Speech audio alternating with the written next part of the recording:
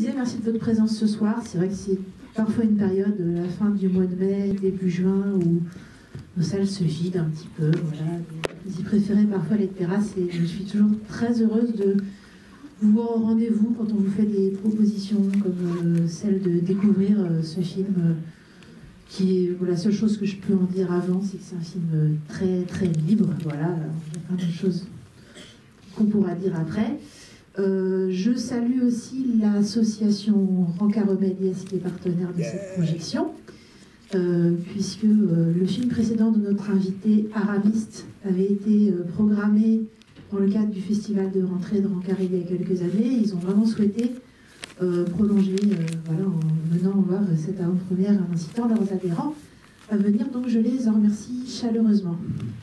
Et puis je remercie aussi le distributeur d'Azofilm et le réalisateur Antoine Desrosières.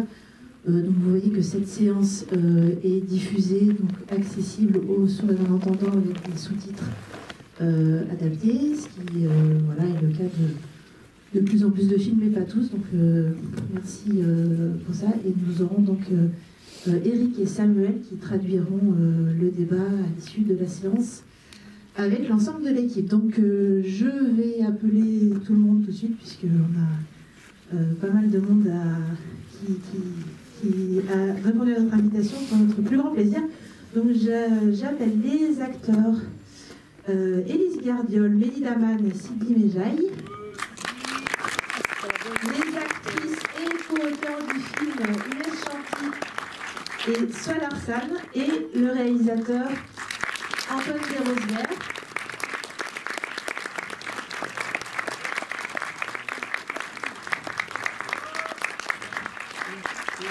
Et j'ai oublié quelqu'un. Ou alors oui, il y a plein de gens qui sont oubliés. Anne-Sophie Nanqui vient donc ici, qui est scénariste du film. Anne-Sophie. Et Annabelle Dudon, qui est productrice du film.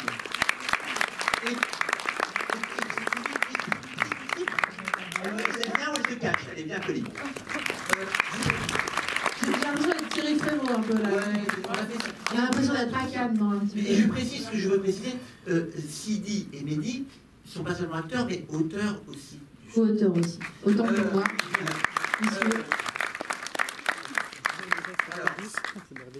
Moi, je voudrais remercier vraiment beaucoup de gens pour cette soirée spéciale, particulière. Je vais commencer par Viviane Chirvagnan, qui a eu l'idée de dire et pourquoi on ne fait pas cette séance pour inaugurer la copie pour les sourds et malentendants avec un interprète ici présent. Et je trouvais que c'était une excellente idée. Déjà, ça fait plusieurs mois que j'espère qu'on va pouvoir faire cette copie. Dans un premier temps, avant qu'on soit à Cannes, en vrai, je sais pas, ça passait pas. Hein. Mais à partir du moment où on a été à Cannes, c'est passé. Et alors, ils m'ont envoyé là, le sous-titre. Et alors, j'étais atterré, un peu, excusez-moi pour la première personne qui a fait le travail, parce qu'il y avait beaucoup moins de rire. En fait, on riait pas, quoi. Je lisais le truc et je riais pas. Alors, normalement, le film est un peu drôle. Et du coup, j'ai dit, il faut faire une simulation comme les sous-titres anglais. C'est-à-dire qu'il faut aller au labo, je regarde, etc.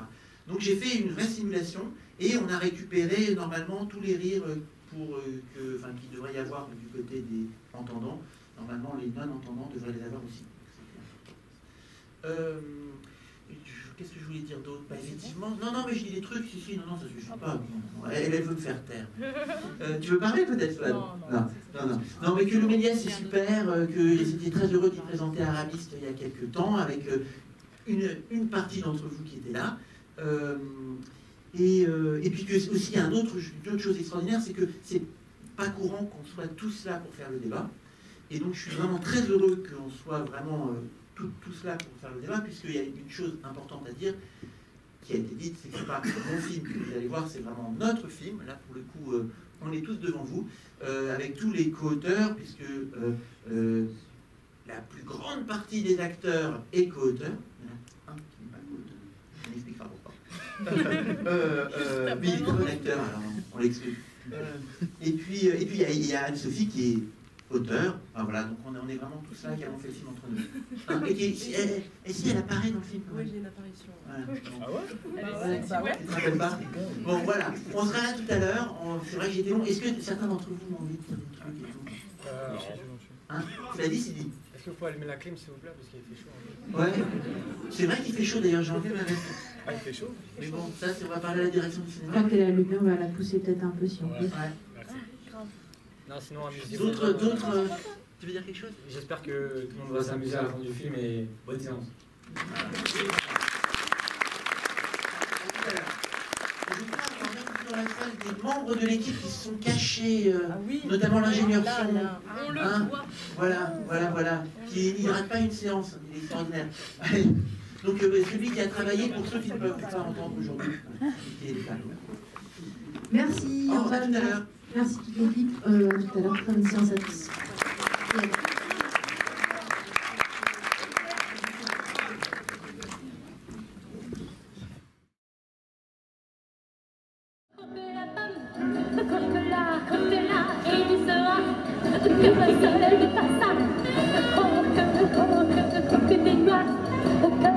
Celui qui n'aime pas ça, croque des noix. Antoine Desrosières.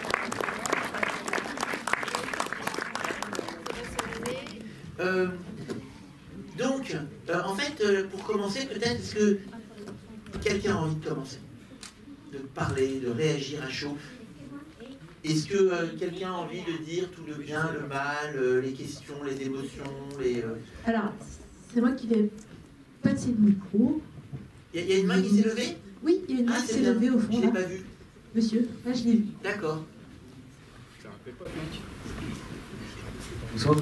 Bonsoir. En fait, moi, je suis un ami à Sidi. Et j'ai bien aimé le film, c'était intéressant. Et j'avais une question en fait qui a été posée dans le film. Je crois que c'est la meuf de Majid. Elle a posé la question. Elle a dit en quoi c'est féministe de ne pas sucer. Moi, je voulais savoir en quoi c'est féministe de ne pas sucer. Bonne question. Qui c'est qui a envie de répondre? Il y a peut-être des réponses dans la salle. Hein. Peut-être il y a des réponses dans la salle. Est-ce que quelqu'un a envie de répondre à cette bonne question? C'est qui est en haut à gauche. Ouais, alors il y a Monsieur une main le qui s'est répond. levée. Bonsoir. Moi aussi, je suis un ami à City. Ouais. Mon ami est là aussi. Et en vrai, je sais pas ce que ça veut dire féministe, mais je sais c'est quoi, mais bon, je me suis pas renseigné. Mais moi, personnellement, je trouve que c'est dégradant pour une femme de faire ça, parce que je trouve que c'est pas quelque chose de beau, et je sais pas. Je trouve que c'est dégradant pour une femme. C'est tout. Est-ce qu'il y a d'autres. J'ai vu des mains qui se levaient là-bas. Moi, je suis pas sûre de pouvoir entièrement répondre, mais je pense que déjà, c'est féministe. Enfin, on pourrait dire c'est féministe de pas sucer si on suce, on peut pas avoir un cunilingus en échange. Je pense que ça doit aller dans les deux sens et que c'est avant tout un choix, donc ça peut pas être dégradant si c'est ton choix, s'il y a de l'amour et si c'est du partage. Et ce qu'il n'y a pas dans la plupart des scènes des films, c'est que c'est à sens unique et je pense que c'est pas dégradant à partir du moment où c'est un échange et pas la meuf qui a 4 pattes et le mec qui est debout en lui disant ouais suce-moi grosse pute. Non mais... Yes, my girl, je valide absolument. D'accord, bien. Bonjour, je voulais vous remercier pour votre film parce que pour moi c'est un film de fou quoi. Enfin, c'était ouf de voir ça, moi j'ai jamais vu ça de ma vie. Et merci beaucoup pour tout ce qui est passé, les messages qu'il y avait dedans. C'était génial, franchement c'était fou. J'ai une petite question, est-ce que vous avez réussi à le vendre à l'étranger? Et aux États-Unis aussi ça pourrait être pas mal parce qu'ils sont assez pas mal dans le milieu étudiant aux États-Unis sur tout ce qui est la question de genre, le féminisme, des choses comme ça, de société carrément. En fait, on a une personne qui s'occupe de vendre le film à l'étranger, mais pour l'instant, il sort demain en salle en France. Donc l'étranger, on ne sait pas encore, mais on espère. Voilà, on verra. Merci encore beaucoup pour tout votre travail de scénario, tout ça, d'acteurs. Vous êtes top, franchement. Et bon courage. J'espère qu'il va super bien marcher partout en France. Et j'aimerais vraiment qu'il soit vendu à l'étranger. Voilà. Moi aussi. Attends, alors, moi aussi beaucoup. que donc Je suis surprise de la banalité du geste de sucer pour des très jeunes gens. Et en plus, je me demande ce qui vient des films porno ou pas, dans ce geste, dans cette habitude. Enfin, c'est peut-être pas une habitude, mais ça semble tellement évident. Voilà, c'était une question. Tu veux répondre, Elie? Vas-y, réponds à une question.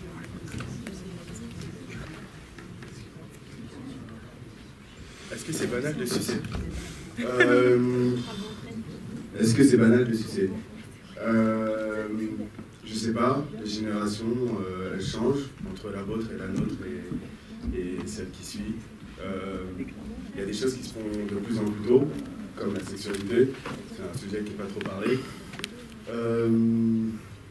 Je sais pas, pour certaines personnes, ce serait non, pour d'autres, oui. Et est-ce que ça vient des films porno? Pour être honnête avec vous, est-ce que la sexualité, la première fois qu'on a un premier abord avec, ça peut être aussi avec des films porno, et ça peut aussi fausser la sexualité, autant bien pour les femmes que pour les hommes? Parle dans le micro. Ok. Donc c'est une question plutôt individuelle que générale, pour être honnête.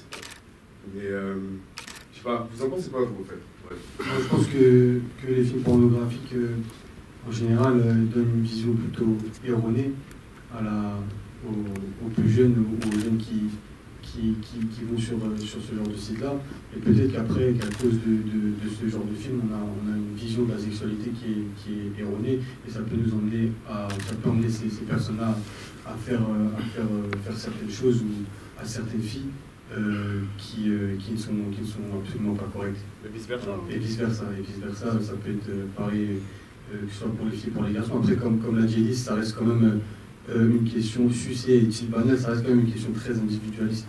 Déjà qu'il y a pour des femmes, il y a des femmes qui refusent catégoriquement de le faire, il y a des hommes qui refusent catégoriquement de le faire, tout dépend en fait des limites de chacun, de la volonté de chacun, à l'instant T ou plus tard.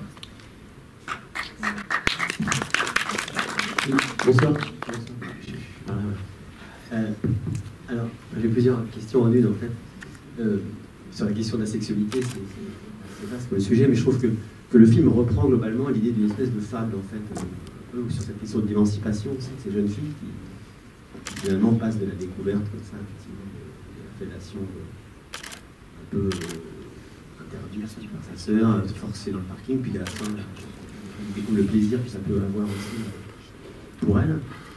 Et je trouve que dans cette fable, il y a la forme que vous avez introduite tous, là, qui est absolument, effectivement, ce que disait le tuteur, assez génial et assez incroyable pour le cinéma français dans ce qu'on a l'habitude de voir.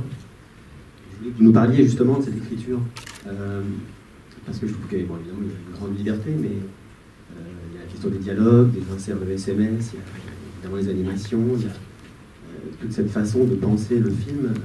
Comment vous avez travaillé d'abord un scénario classique, et puis après vous avez déconstruit, vous avez directement tapé dedans, cherchant une écriture différente.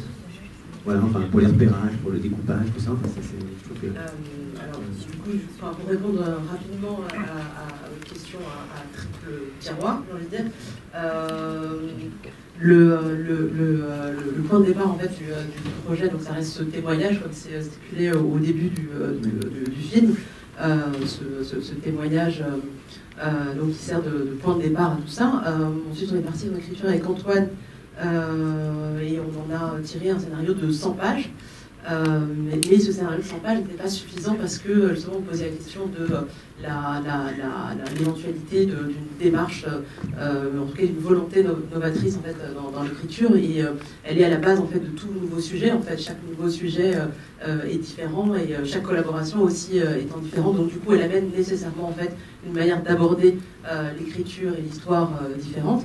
Et il se trouve que là, le parti pris dès le départ, et même bien avant le début du film, depuis Aramiste, était de trouver des comédiens qui étaient aussi des co-auteurs, des collaborateurs dans l'élaboration de l'histoire. Donc, après avoir trouvé ces perles, ces 5 perles, mais si tu sais perles, regarde. C'est une perle dans quelqu'un, mais il n'est pas co-scénariste. Il n'y a rien écrit. Et, Ah, merci. Donc on lui pardonne de ne pas être co-scénariste parce qu'il joue très bien. Mais les autres aussi jouent très bien. Et voilà. Et du coup... tu peux dire comment on a travaillé Mais bien sûr, bien sûr. Donc on a fait une session de travail de 4 mois, au cours de laquelle le principe était de pitcher en fait chaque scène aux comédiens et de les laisser improviser, réinventer chaque situation, développer leur personnage, développer l'univers, même linguistique, sémantique, poétique, pousser tous les arguments dans leur ultime retranchement et d'aller jusqu'à l'absurde, jusqu'au comique absurde, trouver des mises en situation scéniques comme la scène de fin dans les toilettes. Donc voilà, c'était un vrai travail de recherche qui était entièrement filmé. Et à partir de là, donc Antoine et moi, on revisionnait. Parfois, ils sont vraiment très bons parce qu'ils ont réussi quand même sur une situation dont le pitch faisait 2 lignes et demie, à tenir en improvisation, en roue libre, 3 quarts d'heure. Et tout, il y avait tout vraiment dans ces scènes d'improvisation. Il y avait la vie, il y avait l'humour, il y avait la poésie, il y avait la. Ouais, donc c'était vraiment chouette. Et donc voilà, donc on revisionnait tout et on sélectionnait tout ce qui était drôle, vivant, absurde, dynamique, violent aussi, cru, vrai, pour le réinjecter ensuite dans la base des 5 pages que nous avions écrites, qui était le point de départ. Et partant de là, au terme des 4 mois de répétition, donc le scénario a gonflé et il est passé à 400 pages. Et ils ont eu le travail, donc c'est là que le travail a vraiment commencé. Il s'agissait maintenant d'apprendre ces 400 pages. Et c'est là que vous avez un peu moins rigolé, en fait, parce qu'il y avait beaucoup de travail. Vous avez regretté d'avoir été aussi créatif, d'une certaine manière. Et donc ce sont ces 400 pages qu'on a tournées. Voilà. Et en fait, on a juste un truc à rajouter, Swan et moi. Là, depuis tout à l'heure, c'est mieux comme ça.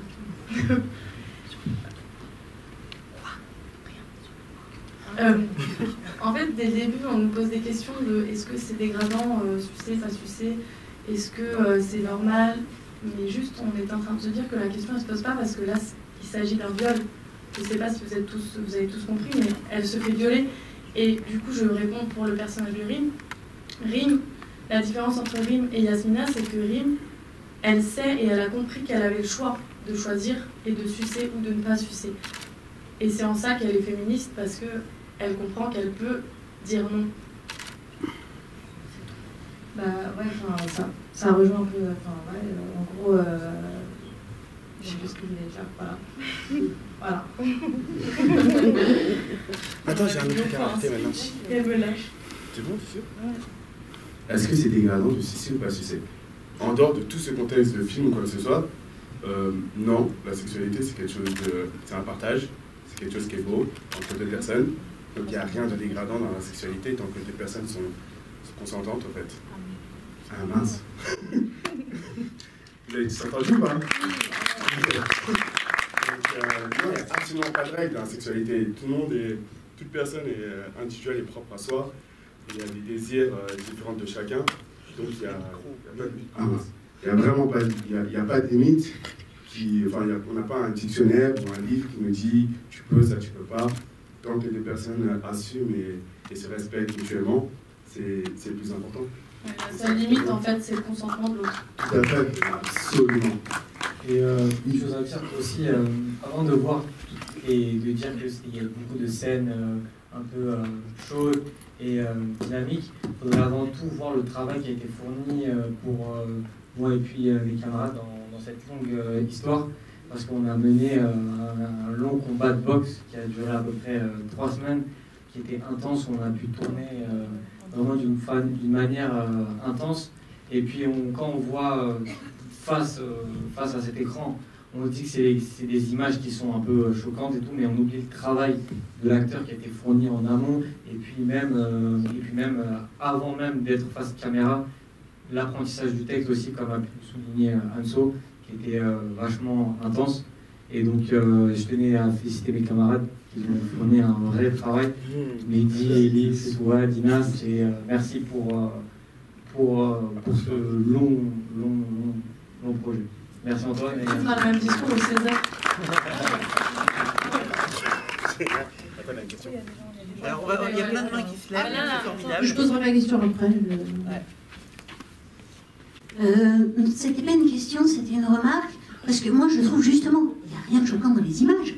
C'est pas montré, c'est toujours allusif, tout est justement dans le langage, dans ce qui est dit, dans les échanges. Et alors les dialogues sont formidables d'invention, d'humour, d'intelligence, vraiment d'invention. Mais justement, je trouve qu'il n'y a rien de choquant dans les images, et ce que je trouve très fort, c'est que le seul moment où il y a quelque chose de montré, mais alors vraiment montré très allusivement, et ben, c'est le moment où, à la fin, Yasmina va vraiment être consentante et va vraiment, effectivement, avoir du plaisir et avoir choisi. Et ça, je trouve ça très fort parce que la seule chose qui est montrée, mais très allusivement, c'est ce moment-là. Effectivement, sur la question de la représentation de la sexualité, il y avait deux axes. D'une part, effectivement, je n'avais pas envie de montrer des actes qui étaient des abus, c'est-à-dire la partie négative, les agressions, je n'avais pas envie de les montrer. Et par contre, montrer le personnage avec qui ça allait bien se passer, ça me semblait moins un problème. Ça, c'était le premier axe. Et le deuxième axe, c'était tout simplement le niveau de pudeur de ces différents comédiens qui n'ont pas le même, les uns et les autres, qui ont des points de vue différents les uns des autres, et je ne les ai pas choisis en fonction de leur niveau de pudeur. Ce n'était pas du tout un critère au moment du casting. Au moment du casting, le critère, c'était leur imagination, leur invention, leur drôlerie, leur intelligence, leur jeu. C'était aussi bien un casting d'acteurs que de co-scénaristes, mais ce n'était pas du tout leur rapport à leur propre corps. Alors, est-ce que vous m'autorisez les uns et les autres à donner vos propres limites les uns et les autres ça ne pose pas de problème, ok, d'accord. Donc, par exemple, ici présent, nous avons un des acteurs qui ne pouvait pas montrer ses mollets. Et donc, nous avons fait venir une doublure de Paris, alors quand on est à Strasbourg, pour une doublure mollet. On avait un autre acteur ici présent qui avait moins de problèmes pour montrer son corps. Peut-être que vous avez deviné de qui il s'agit. Voilà. Ça, c'était deux exemples qui vous montrent que les acteurs, là je parle des garçons déjà, ont été respectés dans les limites qui venaient d'eux et qui n'étaient pas... C'était pas moi qui leur ai mis le couteau sous la gorge en disant il faut absolument que tu montres ça, ou alors je pouvais dire bon, idéalement c'est vrai si on n'avait pas fait venir une doublure ça aurait été plus simple, mais bon on en fait venir une, voilà. Et puis pour l'anecdote, ce genre de contrainte pousse aussi à l'invention. Si on dit que la contrainte pousse à l'invention, puisque le plan final du film est dicté à la base par les limites de Swan, qui a bien qui compense largement ses limites par bien d'autres qualités, comme vous avez pu le voir dans le film, mais qui en l'occurrence on a tourné avec comment ça s'appelle, un maillot de bain là, comme ça, qui était bien calé au milieu des seins là, et on a tourné le plan. Et moi évidemment j'aurais bien fait le plan sans les dessins animés, hein, j'aurais fait normal quoi. Mais j'allais pas forcer Swan, donc on l'a pas fait comme ça. Et puis on a trouvé une solution en post-production en faisant un dessin animé qui en définitive me réjouit. Je trouve que c'est une jolie fin et qu'elle est pleine d'intérêt, de sens. Enfin, moi j'ai aucun regret. Mais c'est quand même la réalité du fait que, en l'occurrence moi en tant que réalisateur, je rentre pas trop en rapport de force avec les gens avec qui je travaille, quoi. C'est plutôt dans le dialogue que ça se passe.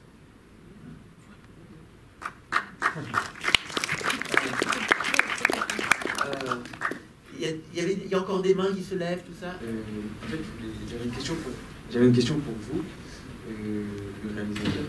Et je voulais savoir pourquoi vous avez décidé d'un quartier, on va dire, défavorisé. Et pourquoi vous n'avez pas choisi de faire des personnages, par exemple, qui venaient de quartiers plus favorisés, par exemple? Alors, il y a plusieurs raisons à ça. Vas-y, tu veux faire? Non, je vais juste dire un truc. Vas-y. Qu'est-ce qui vous a fait penser dans le film que ces personnages venaient d'un quartier défavorisé? Parce que Juste pour vous dire, on a tourné en plein centre de Strasbourg. C'est bien, là. Non, mais parce que déjà, vous parlez d'une cité, vous parlez au quartier, vous dites les gens ils vont faire ça, ils vont faire ci au quartier. Il y a des quartiers dans le 16e. Mais c'est pas le même. On n'a pas la même définition de quartier. Je sais pas. Non, mais je voulais juste savoir. Vas-y, réponds. Ok. Alors, en fait, je vais répondre à votre question. D'abord, le film est issu d'un témoignage, une histoire vraie. Et donc, je ne voyais pas pourquoi j'aurais changé les données de base du témoignage. Je me rendais compte d'un témoignage. Premier élément. Deuxième élément, je pourrais arriver directement au résultat. Je pense que cette histoire arrive partout, dans tous les milieux sociaux, dans toutes dans tout le monde entier, à tous les âges, et même dans toutes les cultures. Enfin, je crois que c'est une histoire totalement universelle, et tout ce qui se passe autour du film nous le confirme. Du coup, la question qui peut se poser, c'est pour raconter une histoire universelle, est-ce que les seuls qui incarnent l'universalité, c'est les Blancs? Moi, je crois pas. Moi, je crois que tous les êtres humains incarnent l'universalité. Et je pense avoir raconté une histoire universelle avec eux tous, qui, à mon sens, ne sont pas caractérisés par le fait d'un marquage d'origine sociale, mais sont caractérisés par le fait d'être dans le film des personnages. Voilà. Est-ce que ça répond? D'accord. Moi, en fait, il y a quelque chose que j'ai pas compris. C'est parce que quand on parle d'un viol, je trouve que c'est trop tourné à la rigolade. On dirait que c'est drôle. Pour moi, le viol, c'est la pire chose qu'on peut faire à une fille. C'est la pire chose qu'une fille peut vivre. Moi, personnellement, je vis dans un quartier, je sais comment ça se passe. Je sais quand une fille passe par là, elle n'est plus la même, pas de rire. Ça se passe pas bien comme ça. Et j'ai pas compris en fait c'est quoi le message, parce que j'ai pas aimé en fait. Ça se passe bien à la fin. Alors que dans la vraie vie, les filles elles sont détruites.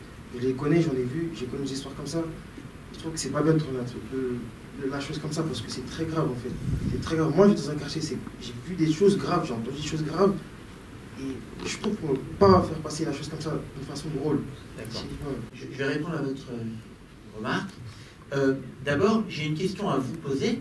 Est-ce que vous avez ressenti le fait que le personnage de Yasmina souffrait dans le film? Est-ce qu'on ressent la souffrance de Yasmina?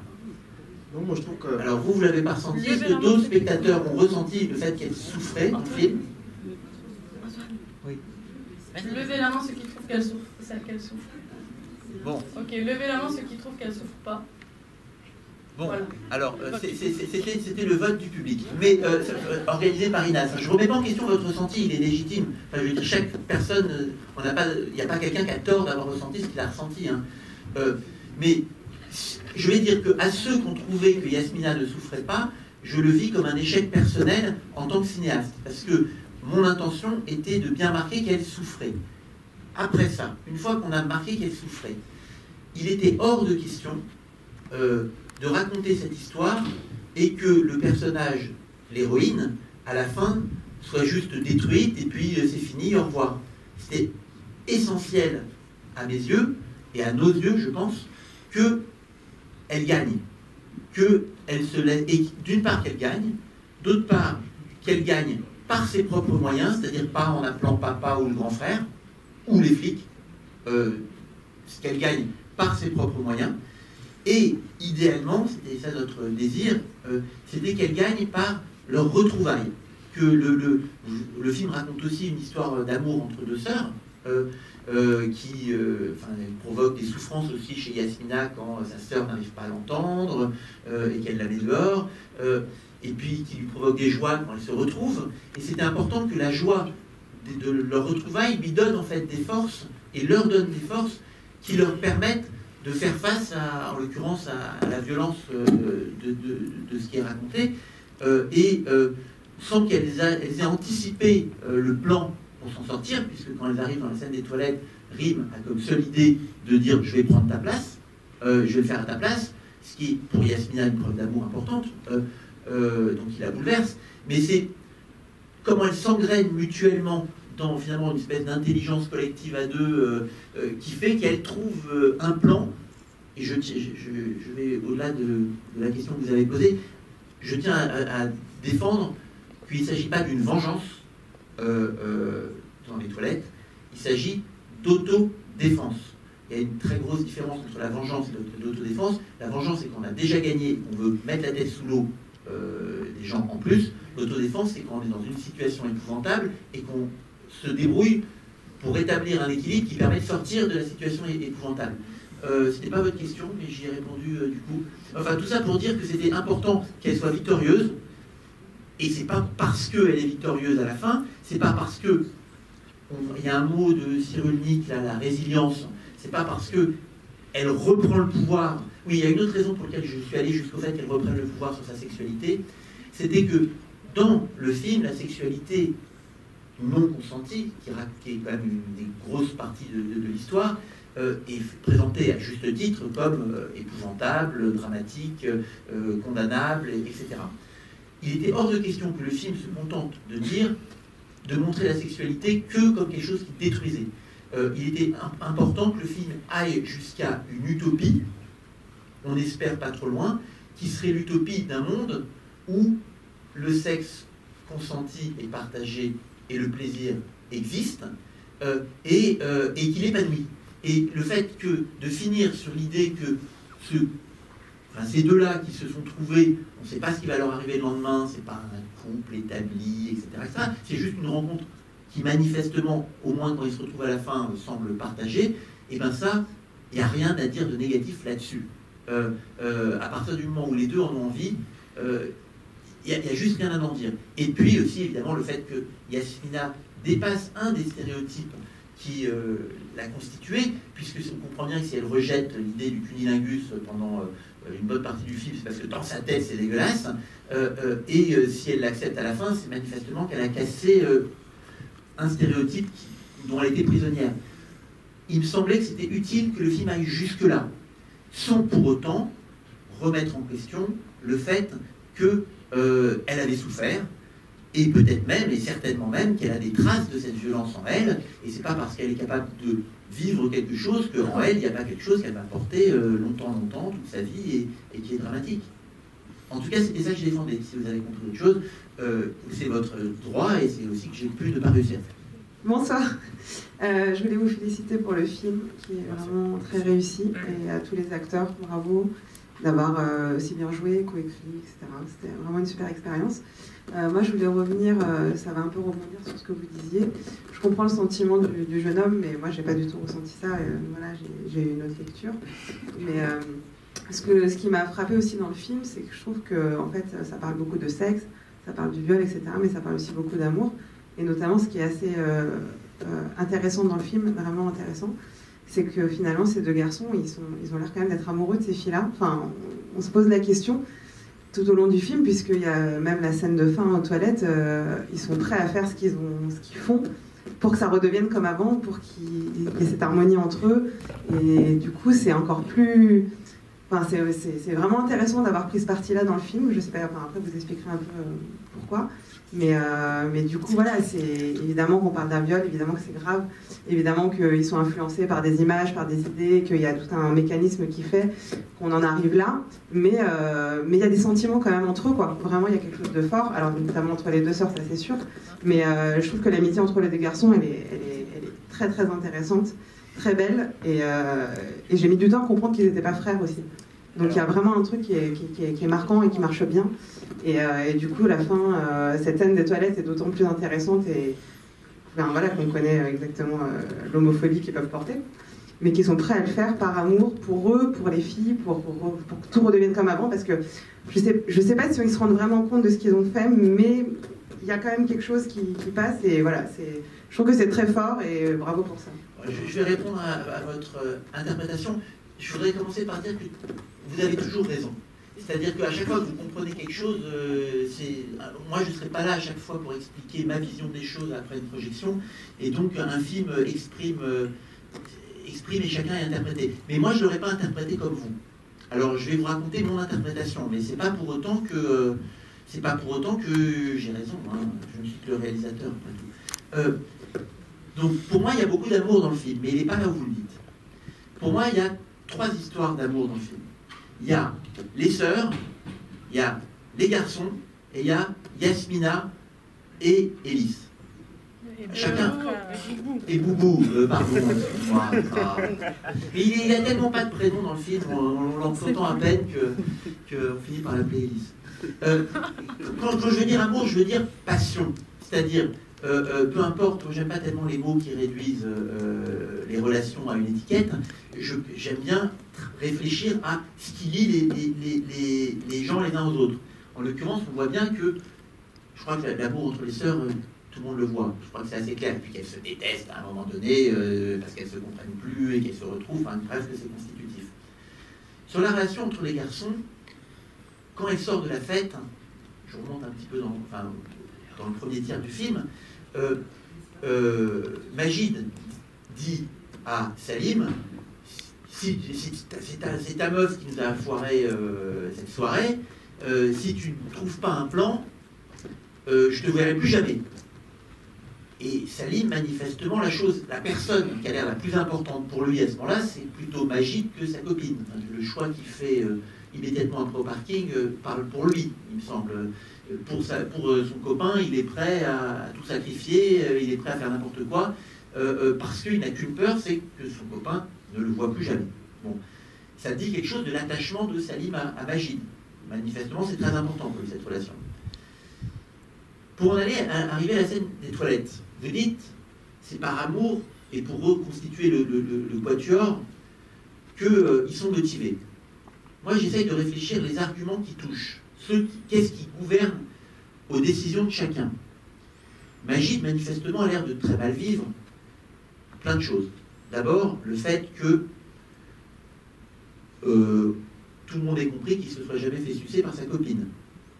Alors que Salim, lui, se fait sucer par sa copine. Ils ont dans leur binôme de potes, Majid se sent un peu comme l'élément fort, Salim est censé être celui qui est moins expérimenté, or tout d'un coup il apparaît que celui qui gère, entre guillemets, c'est Salim, et celui qui gère pas, c'est Majid. Pour Majid, c'est très humiliant. En plus, non seulement Salim se fait sucer par sa copine, mais en plus, la copine de Majid propose de sucer Salim en plus. Alors là, Majid, il a tout perdu, quoi. Il a les deux filles qui s'occupent de l'autre, et lui qui n'a plus rien, il ne comprend plus. Ça ne correspond plus à sa représentation du monde. Sa représentation du monde, c'est lui qui est l'élément fort, c'est pas l'élément faible. Donc c'est insupportable. Quand Yasmina a cette idée merveilleuse de dire Salim suce Majid, pour Majid, c'est une manière d'échapper au pire. Le pire, ce serait que les deux filles s'occupent de Salim, ça c'est épouvantable, il est totalement humilié, et au moins dans cette disposition, c'est lui qui domine, dans sa logique à lui de Majid.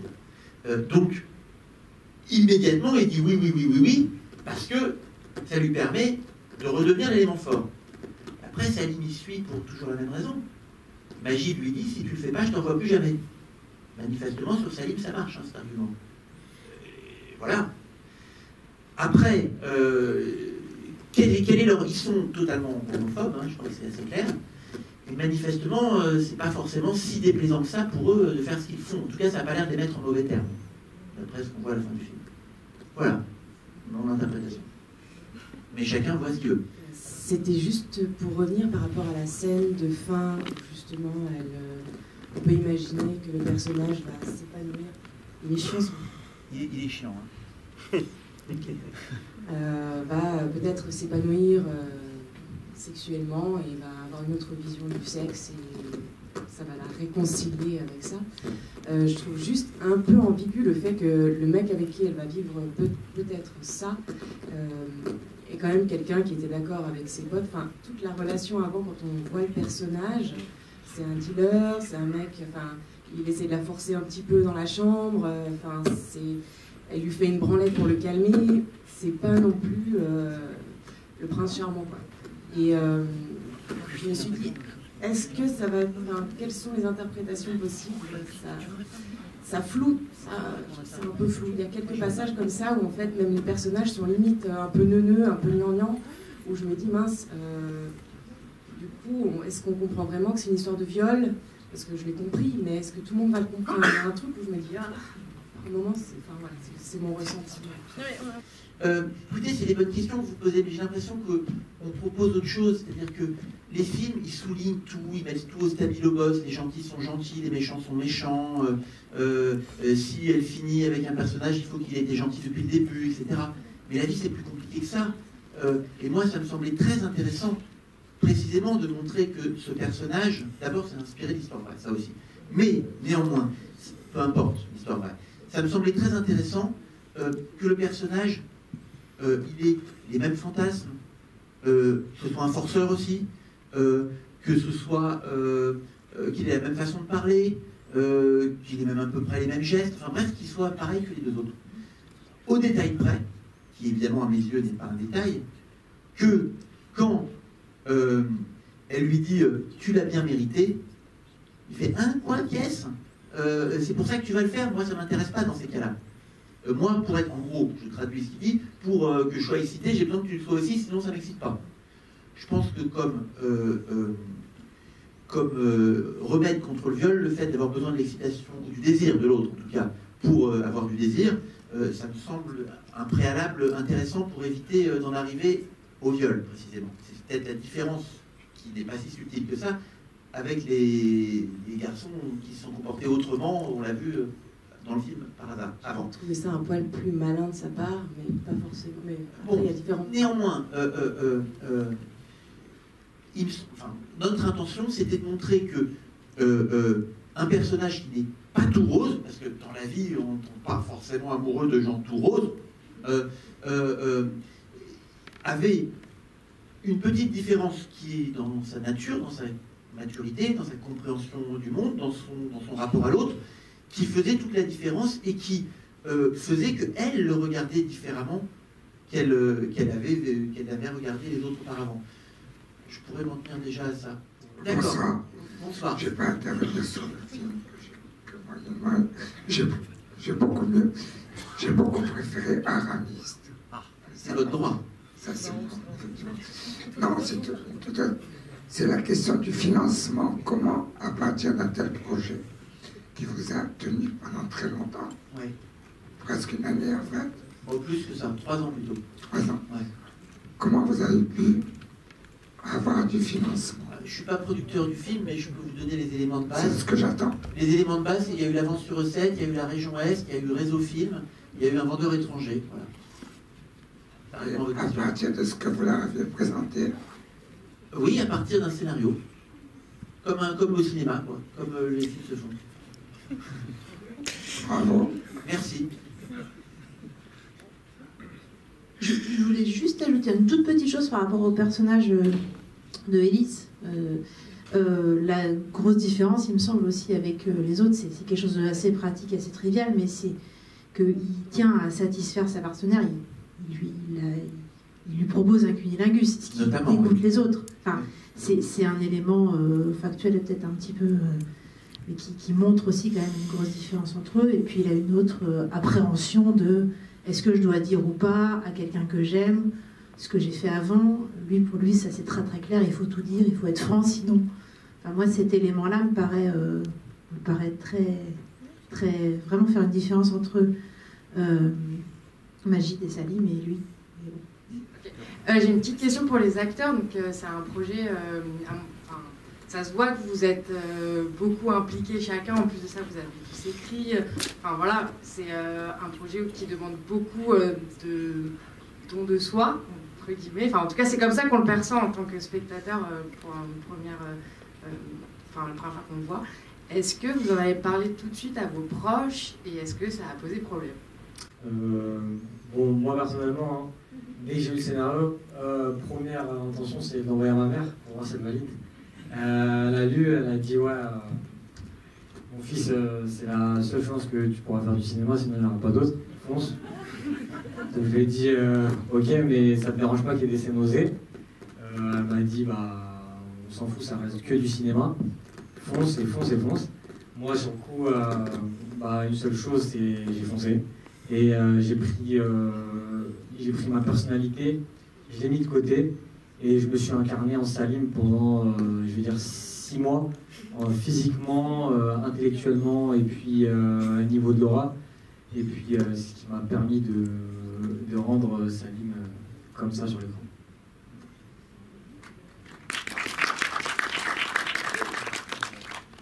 Pour moi aussi, moi c'était ma première grosse expérience dans le milieu du cinéma. J'avais un petit peu travaillé sur d'autres films, et là c'était la première fois qu'on me confie un rôle aussi important.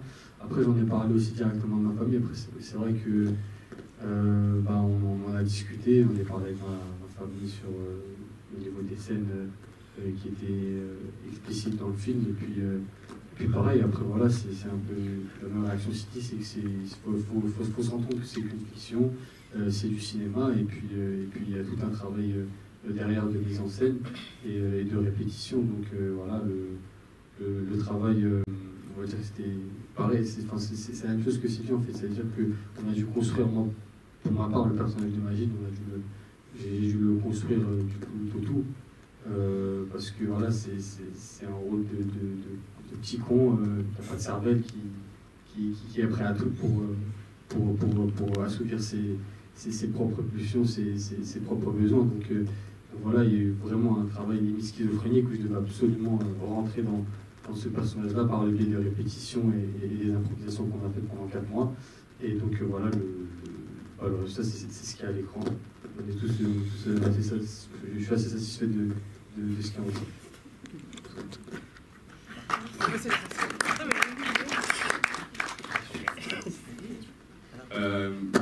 La question, en fait, je me demande si jamais j'allais jouer les nuls. À la base, c'était pas censé. Enfin, c'était pas écrit que je devais faire du nul. Moi c'était pas écrit. C'était proposé, mais. C'était proposé, mais c'était pas. Je sais pas. Ça n'avait pas dérangé, premièrement. Parce que. Ah, bon, ok, d'accord. Tu m'entends là, c'est bon? Non, ça n'avait pas dérangé parce que je suis. Pour le scénario, le script, quand je l'avais lu, ça me semblait nécessaire. Et aussi, comme on dit, c'est être acteur en fait, c'est rentrer dans la peau de quelqu'un d'autre et pouvoir faire aussi d'autres choses que peut-être on ne serait pas apte à faire dans la vie de tous les jours. Merci beaucoup. Non, j'ai dit directement à ma mère. Enfin, j'ai pas eu de honte. Enfin, c'est moi, c'est mon corps, c'est ma personne. C'est quelque chose d'artistique. Donc, j'assume à 100%, sauf que j'irai pas le voir avec ma mère. Et je dirais pas le regarder. Mais non. J'assume. Pas de souci.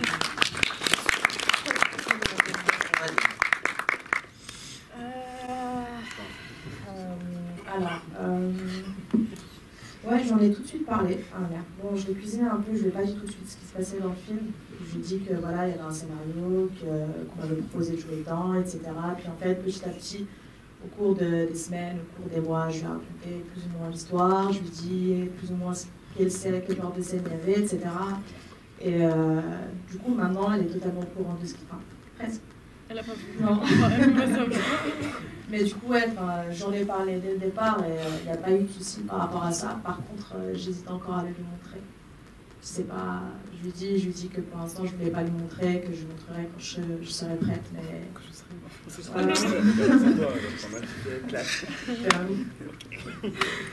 Mais voilà, j'ai pas cette facilité que vous avez là.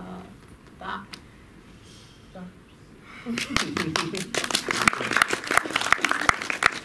Ouais, on a une surprise d'ailleurs, elle est là.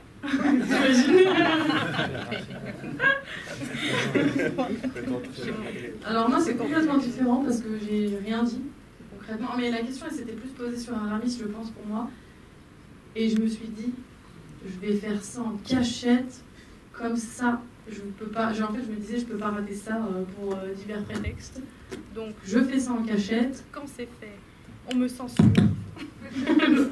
Quand ce sera fait, ce sera fait, donc j'aurai plus le choix. Et voilà, et pour le long, je fais la même méthode, donc je suis là, je suis toujours vivante. C'est le principal. Voilà. Et après, alors pour ma mère c'était ça. Et mais en plus je mens parce que, alors il y a mon père dans la salle, déjà il est pas parti, c'est bon signe. Et il s'en rappelle sûrement pas parce qu'il a pas de mémoire. Mais je lui avais raconté toute l'histoire du scénario avant même qu'on le répète du scénario de 100 pages en fait. Et il m'a dit, c'est qui suce? Voilà. J'ai dit, c'est pas moi. Il a dit, ah, ça a l'air bien. Voilà. Alors, je voulais juste préciser un truc, juste pour te répondre, Élise. On vous a pas pris en traite du tout. Hein. Il y avait tout dans le 100 pages et dans le 400 pages. Il n'a pas lu. Mais tu avais la mémoire sélective. Alors, vraiment. Non, il n'y a pas eu de... ah tiens, il y a 5 pages supplémentaires. Non, on m'a pas pris en traite. Je savais tu savais. Tout. Je savais. Dans les essais, on en avait parlé. J'étais... on s'entend. À fond.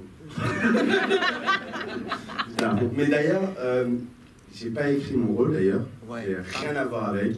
Il a été écrit par Souha Darsan et Nashanti. Du coup, c'est un rôle de femme joué par un homme. non, c'est les femmes qui l'ont écrit, c'est joué par moi. Mais les dialogues, c'est pas moi. Il se dédouane de tout. En fait, c'est une dimension de l'écriture dont on n'a pas parlé jusque-là, mais vous pouvez en parler, Inès, si vous voulez. Mais soit non, pas non, on n'a pas dit ça. En fait, comment vous avez écrit vas-y, on va dire les deux.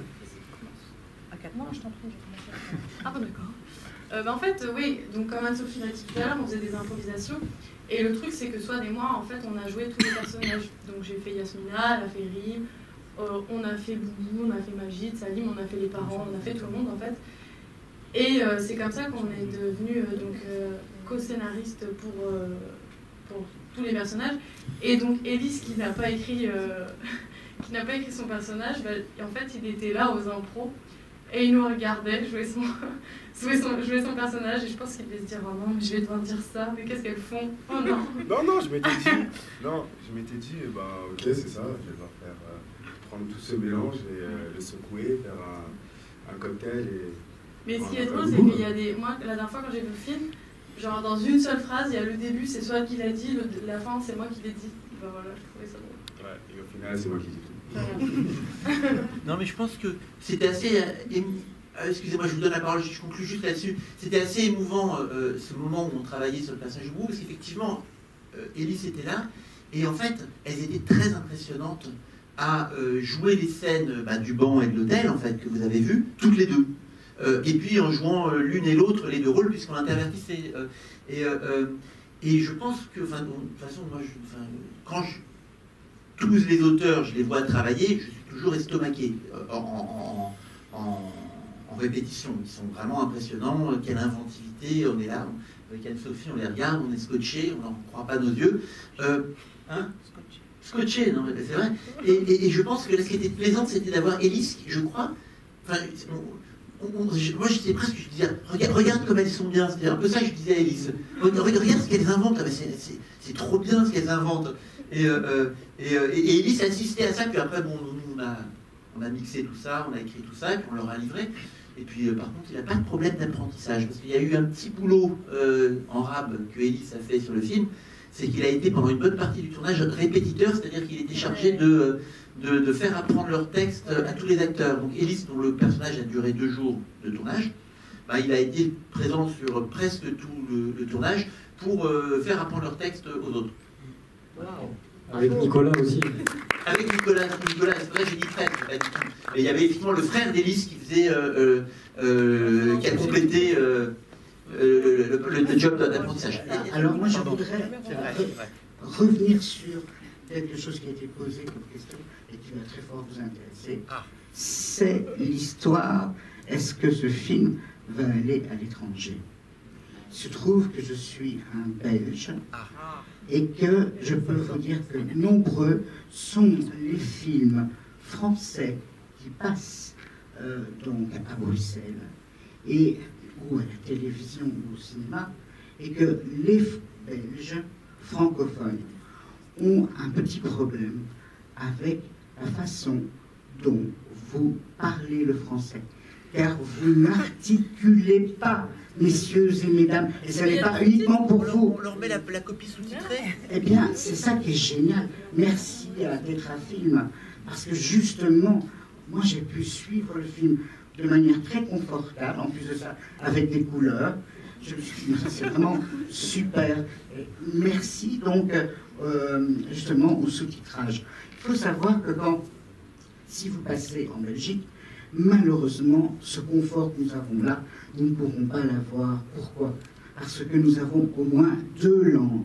Alors vous imaginez d'avoir et le flamand et le français, ça va faire beaucoup d'écriture, on ne verra plus grand-chose de l'image. Bon, ceci dit, moi j'ai beaucoup aimé votre travail, hein, et ce que j'avais envie de vous demander, c'est si ça vous a soudé. Parce qu'on sent qu'il y a vraiment une complicité.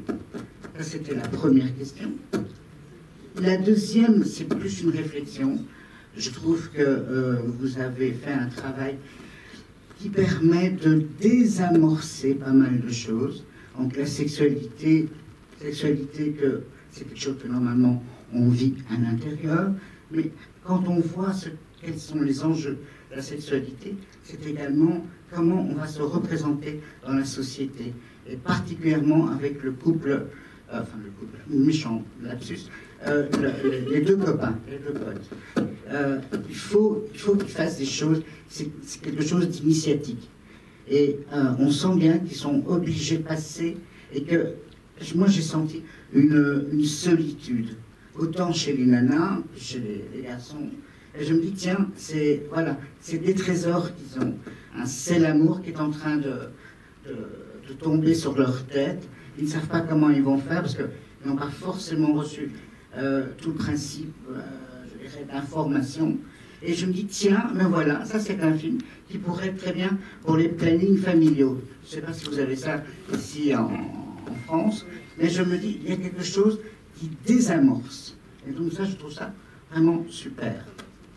Je vais juste dire un mot. Je crois qu'on avait ce soir quelqu'un d'un planning familial ici, enfin j'espère que la personne est là, mais on a fait une démarche parce qu'effectivement nous souhaitons faire que ce film serve en fait pour animer des débats sur la question du consentement à destination des jeunes pour qui cette question est en construction, et on fait une démarche volontaire d'ailleurs avec Martine Scoop qui est quelque part dans la salle si elle est encore là, qui travaille pour Réseau, à faire une démarche en direction des profs, des associations, des plannings familiaux, enfin de toute structure qui pourrait servir de relais pour justement organiser ces rencontres, ces projections, ces débats auxquels nous on est tout prêts à participer et qui pour que le film fasse le travail pour lequel il a été fait, c'est-à-dire ce travail de prévention finalement sur ces questions-là. Donc je trouve que vous avez raison. Voilà. Bonjour, bonsoir. Donc moi j'ai été interpellé par la première phrase du film qui parle de l'histoire vraie. Et je voulais savoir quel était J'étais interpellé par la question du jeune homme tout à l'heure qui disait dans les quartiers ça arrive, c'est très grave, tout ça. Et je voulais savoir comment avait vécu cette personne qui a vécu vraiment ce drame. Et quelle est la distance que vous avez prise par rapport à ça. Alors, en fait, c'est un témoignage écrit, et à la fin du témoignage, l'histoire s'effiloche, puisque la scène des toilettes est de la pure fiction, et dans la fin du témoignage, elle racontait comment, ça partait sur une autre histoire, elle racontait comment elle rencontrait un garçon d'origine maghrébine qui lui semblait plus présentable à ses parents que le garçon noir, et elle était partagée entre, grosso modo, la passion qui l'amenait plutôt vers le garçon noir et la raison qui l'amenait plutôt vers le garçon maghrébin qui était plus présentable à ses parents. Donc on allait sur un sujet qui est certes intéressant aussi, qui est le racisme entre maghrébins et noirs, mais l'affaire du chantage n'était pas résolue, c'est-à-dire qu'elle s'effilochait. C'était ni résolu dans un sens du genre il continue à faire pression, ni résolu dans l'autre du genre il n'y a plus le danger, et c'était évidemment impossible de faire une histoire, de faire un film où il n'y avait pas de fin à cette problématique-là. Mais ça donnait l'impression, pour être sur la question du bonheur ou pas, et pour aller dans le sens de la question qu'il a posée tout à l'heure sur est-ce qu'on peut dépasser ce genre de violence, ça donnait l'impression qu'après, ce qu'elle nous racontait, c'était est-ce que je choisis bidule ou schmule comme prochaine histoire d'amour. Donc elle était quand même tournée vers son avenir et vers ses désirs à venir, avec en l'occurrence des garçons qui n'étaient pas acteurs du chantage. Donc le témoignage allait jusqu'à la suite où elle avait l'air d'en être un peu remis. Dans le témoignage, c'était pas sa sœur, c'était sa meilleure copine. On sentait que la relation avait quand même pris un coup de mou et qu'ils n'avaient pas retrouvé elles n'avaient pas retrouvé leur proximité. Voilà, c'est ça l'histoire telle qu'on l'a. Elle nous dit que la vie a continué. Voilà. Je peux dire juste un truc avant la prochaine question. En fait, je dois partir. Du coup, je voulais juste vous dire que je suis super contente d'être ici. Ah, bah alors, posez votre question. Bonjour à nouveau, parce que je vous ai rencontré lors de la projection d'Aramiste il y a 2 ans maintenant, je crois. Ouais, ça fait longtemps. Ouais, et c'était super, et j'ai acheté le DVD. Et, bon, en tant qu'enseignante, tous ces films-là oui, j'aimerais en effet, pour rebondir ce qui a été dit tout à l'heure, en effet, pouvoir aider à les présenter dans un contexte de jeunes.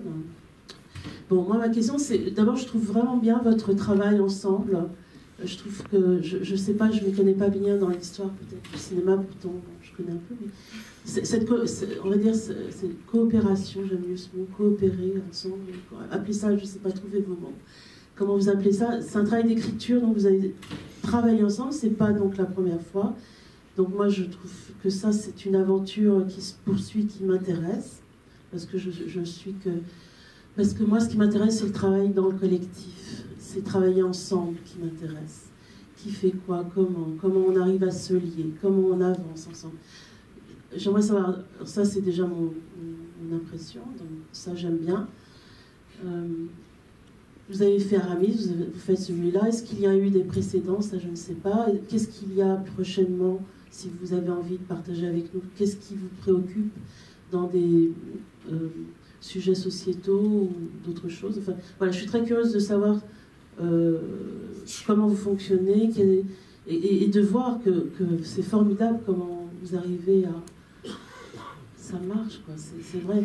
Bon, d'accord, on peut trouver... Moi, je l'avais vu, ce film-là, en avant-première. Je l'ai vu il y a 1 an. J'ai son travail. J'étais encore en cours de montage. Au Luxembourg. Et que j'ai consulté... et on avait écrit, on avait... Tout à fait. Ça m'a servi. J'ai un petit peu remonté. Je ne sais pas si vous avez vu, il y a 3 minutes de plus que vous n'aviez pas vu l'année dernière. Oui, puis vous avez coupé au montage aussi certaines scènes que je trouvais à ce moment lentes. Et moi, qui suis de l'Île-de-France, j'ai trouvé très bien qu'il y ait les sous-titres. Parce qu'en effet, et pourtant je travaille à Saint-Denis dans un milieu d'éducation prioritaire plus, je suis professeur, et là j'ai trouvé bien qu'il y ait... Parce qu'en effet, à un moment donné, ça allait vite, et je rebondis sur ce qu'a dit le monsieur belge, c'est pas gênant qu'il y ait des sous-titres, pas du tout. Parce que ce langage-là, en fait, il est de quartier en quartier, il s'exprime comme ça ou autrement, et c'est bien, ça me dérange pas, moi, qu'il y ait des sous-titres, c'est très bien. Voilà, donc quels sont vos projets prochains? Alors, du coup, pour répondre à votre question, avant Aramis, il n'y avait rien. Soit des mois, c'était notre premier film, et c'était notre première fois tous les 4, voilà. Qui était bien, hein? C'était la première fois. Pour la suite, on ne sait pas trop, on verra. Je pense qu'on a tous besoin un peu de voler de nos propres ailes, sans pour autant se lâcher. Hein. Mais sinon, je sais pas, moi je verrai ce qui arrive, on verra. J'espère qu'on nous proposera des beaux projets. Après, forcément, tout ce qui touche aux droits des femmes et à cette cause, c'est celle qui me tient le plus à cœur. Mais je pense qu'il y a beaucoup de combats à mener, et donc je serais très heureuse de les mener tous si je le peux. Voilà. Et du coup, je vous dis au revoir. Sinon, je ne peux plus rentrer chez moi. J'ai vu quelques petites personnes dans la salle que j'aurais aimé saluer personnellement, mais je suis désolée. On se revoit tout à l'heure. Voilà. Voilà, bon, à plus. Du coup, j'espère que... Parlez-en, en fait. Voilà, parlez-en si vous avez aimé. Si vous n'avez pas aimé, parlez-en aussi. Ouais. Voilà, parlez-en. Et puis, à la prochaine, je vous laisse avec mes camarades. Voilà.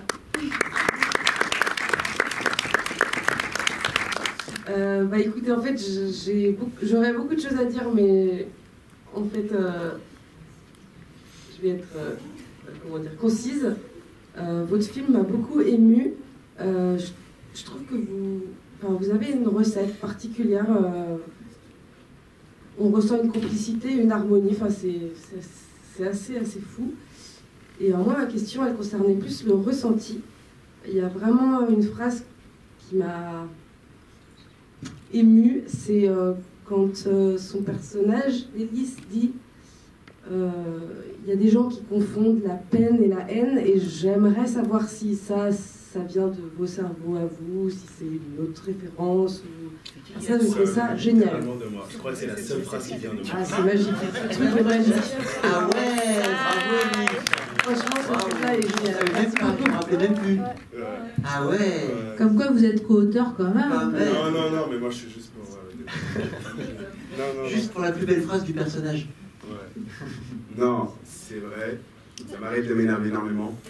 Et parfois, je confonds vraiment ma peine et ma haine. Et il m'a fallu du temps pour comprendre exactement la différence entre les deux, en fait. Et du coup, je me remets en question, et j'essaie de savoir ce qu'est ma douleur.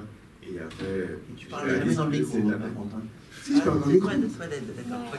Ok. Donc voilà, les gens confondent souvent leur peine et leur haine.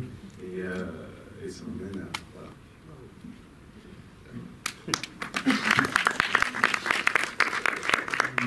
Moi j'ai vu Aramis, j'avais vraiment beaucoup aimé Aramis et les deux actrices. Et donc c'était la religion musulmane qui était en question. Et là de nouveau, c'est cette religion, il est question du ramadan, les personnages sont sans équivoque. Donc voilà, je voulais savoir ce que vous pensiez de ça. La question est...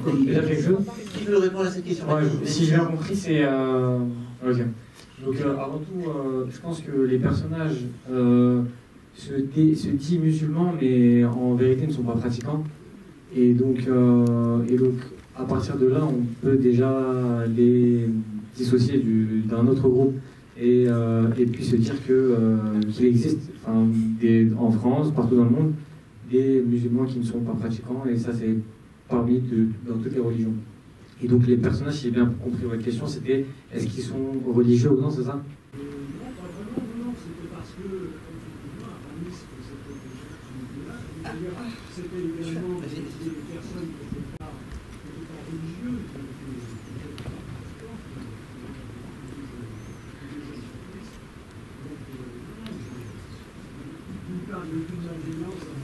Non.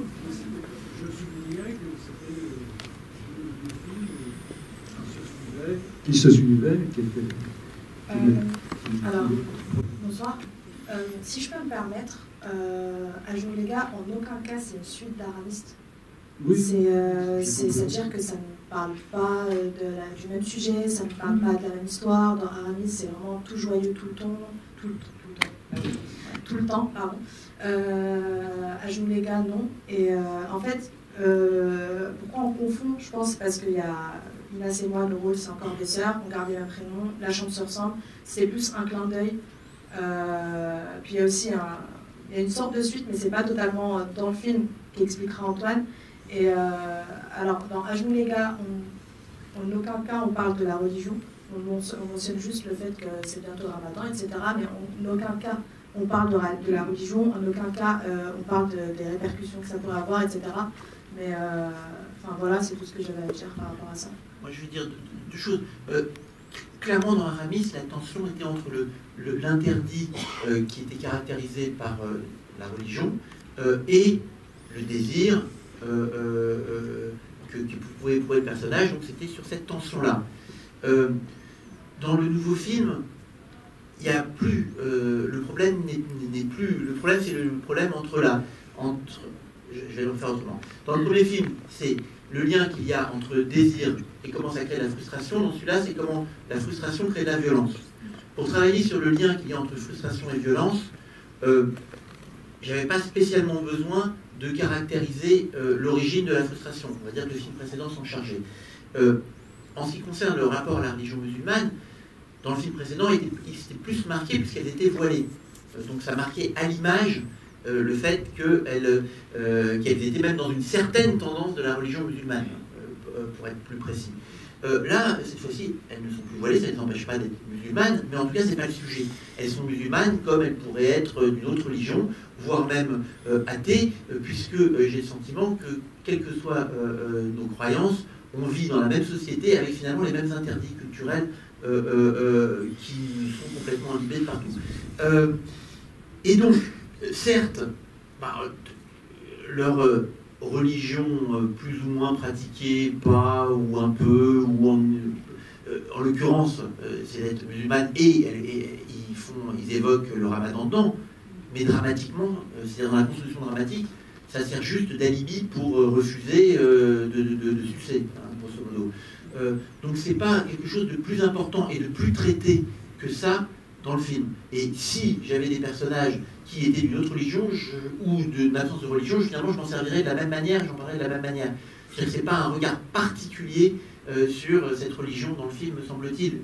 Et c'est pas juste parce qu'il y a le mot ramadan qui est prononcé 2 fois que tout d'un coup le film a un point de vue là-dessus. C'est pas ça le sujet du film. Ou que ça devient un sujet. Ou que ça devient un sujet. Voilà. Ça pourrait être le carême, quoi. Oui, si on était effectivement avec des... Voilà pourquoi tout d'un coup il aurait fallu que je fasse comme s'ils étaient d'une autre religion ou que... non, mais c'est pas non plus... C'est un élément parmi d'autres de leur identité et c'est pas le plus prépondérant dans cette histoire-là. Est-ce que vous avez encore des questions, des prises de parole? Oui, on est arrivé au bout, vous avez épuisé, ça y est? C'est bien. Voilà. Alors si on est arrivé au bout et qu'on vous a épuisé, est-ce que vous avez envie d'ajouter des choses, jeunes gens ici? Non. Et bien écoutez, dans ce cas-là, on vous remercie. On vous dit, j'ai juste 2-3 petites choses à vous dire, mais alors rapide hein, pour le coup. Demain, le film, il est ici, en exploitation normale, etc. Donc si vous connaissez des Montreuillois, Montreuilloises ou venus d'ailleurs qui veulent, recommandez-le. Comme Inès vous a dit, si vous êtes sur Facebook ou tout autre réseau social, partagez, commentez, en bien, en mal, comme vous voulez. Mais je voulais vous donner une dernière information amusante. À partir du 27 juin, une fois par semaine, va sortir sur une chaîne YouTube, mais aussi sur une page Facebook, mais aussi sur plein d'autres endroits, une série de 30 épisodes de 10 minutes, un épisode par semaine jusqu'en décembre. Ça fera donc 300 minutes, ça sera donc 3 fois plus long que ce que vous venez de voir, et qui est en fait le développement de À genoux les gars. Ça s'appellera, c'est une série qui s'appelle Yasmina Erim, qui sera donc consultable gratuitement pour tout le monde, et qui vous permettra éventuellement de découvrir plein de choses qui ne sont pas dans le film, beaucoup de choses qui ne sont pas dans le film, la famille qui est très développée, les garçons on les voit beaucoup plus, parce qu'on a finalement quand même pas mal souffert à devoir faire des choix drastiques qui n'étaient pas au nom de la qualité, mais qui étaient au nom de la narration pour raconter un long métrage. Et voilà, ce sera une autre manière de vivre cet univers, cette expérience. Donc, si c'est Yasmina Erim, ou voilà, de toute façon, on vient de la créer, pour l'instant on n'a pas encore mis les épisodes, puisque le premier épisode sortira le 27 juin. En attendant, voilà, en attendant il y a le film, et puis après il y aura le film encore. On veut faire une synergie positive entre la série et le film. Voilà. Merci beaucoup. Au revoir. Merci beaucoup à vous tous, merci encore, merci à toute l'équipe pour cette avant-première.